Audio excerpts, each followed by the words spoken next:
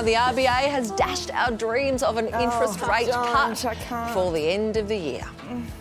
I think the board's feeling is that the near term, by the end of the year, in the next 6 months, that doesn't align with their thinking about interest rate reductions at the moment. Christmas is cancelled, people. The Reserve Bank actually considered a hike this month, but instead decided to keep interest rates on hold at 4.35%.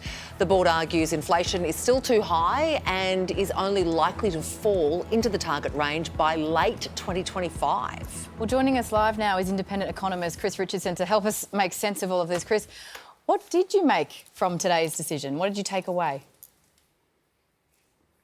Yes, Christmas is cancelled, and it was always going to be something like this.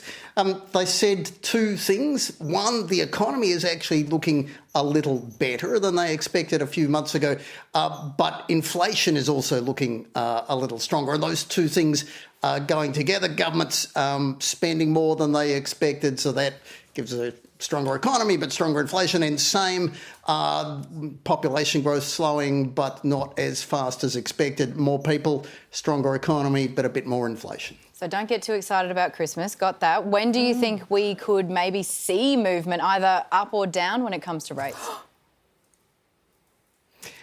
Brief reminder of why you hate economists. My view is that it's not really going to be until the middle of next year, middle of 25, before you see rates fall in Australia. Sorry about that, guys. To be clear, there are some good economists who don't think Christmas is cancelled, but you heard the governor. She wasn't making any promises, but their current best guess is nothing much happening for a while. Chris, are you saying we're not talking to one of those good economists? Because you're saying Christmas is cancelled. I want to know, are the rates going to go up? That's pretty unlikely. Basically, it's going to be a big fat nothing from the Reserve Bank. My guess would be over the next 6 months. Their meetings these days go for a day and a half, but about 5 minutes into them, they'll be talking about their weekends, or at least for the next 6 months. Nothing much happening. Wait, what? Gee, you must be fun at dinner parties, Chris.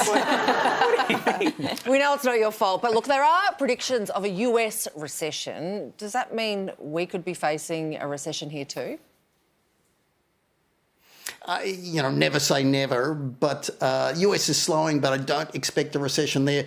And it's even less likely in Australia. Governments have just given us a lot of money, the electricity subsidies and other things, and a really big tax cut.